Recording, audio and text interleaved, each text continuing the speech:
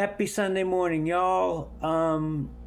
So this is an extension on yesterday's episode about the Sigma male, and it doesn't necessarily include just Sigmas, but this is my piece of advice for anybody who is in a situation where you're seeking an opposite, somebody of the opposite sex or gender within a very narrow range, which Sigmas typically do.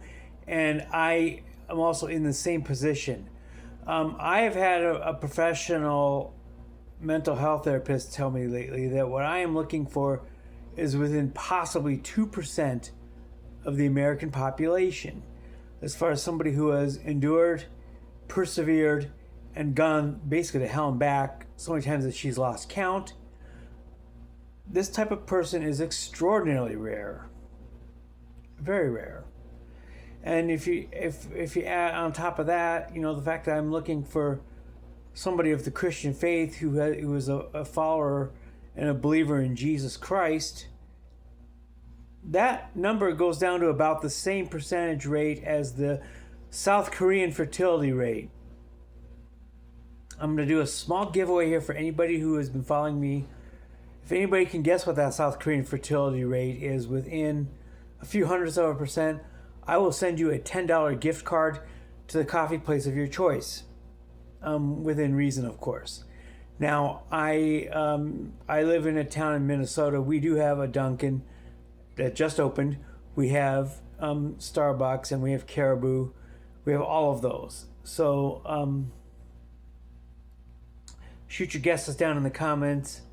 I just want to see if anybody can get close. So this is a percentage that's going to be less than 1% of the women out there. I'll give you that for a clue. Less than 1%. It's not just... the needle in a haystack analogy comes into play here. It's not a huge haystack, but nonetheless, it's still like searching for a needle in one. Here's the piece of advice for if you are in a similar situation as mine. Don't go chasing for it. Don't necessarily go openly seeking for it. Let it find you. Because I believe that trying to chase with those kinds of odds is a fool's errand. It's kind of similar to those people that look at the Powerball and try to find some perfect number of tickets to buy to increase their chances of actually hitting the jackpot. It's, again, a fool's errand. You can't possibly buy enough tickets, to ensure yourself the odds of being able to hit that jackpot. The number of combinations on that, for example, I believe are somewhere around the region of 192 million. That's how many tickets you'd have to buy in order to guarantee yourself the jackpot. And you're like, oh, well, what if the jackpot's $1.5 billion? Well, then you've got taxes. Then you've got, your return on investment is pretty sorry trying to buy up every combination in the Powerball. Same goes for this. If you're like me and you're a man of faith, God will basically bring them to you. That's a God. I would actually much rather put my hope in that than in some sort of numbers game. You've actually got a better chance just believing in God and Jesus delivering you that person than trying to buy up every combination on the sheet. So that is my little tidbit of advice here that I actually picked up recently from somebody else, and I'm going to run with it.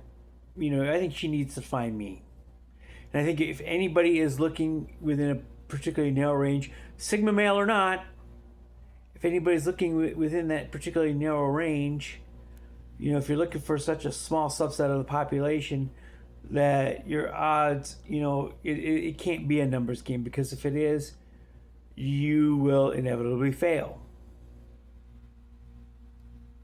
So if you're looking for somebody within a narrow range, forget social media, forget the dating sites, forget the dating events, skip all of that.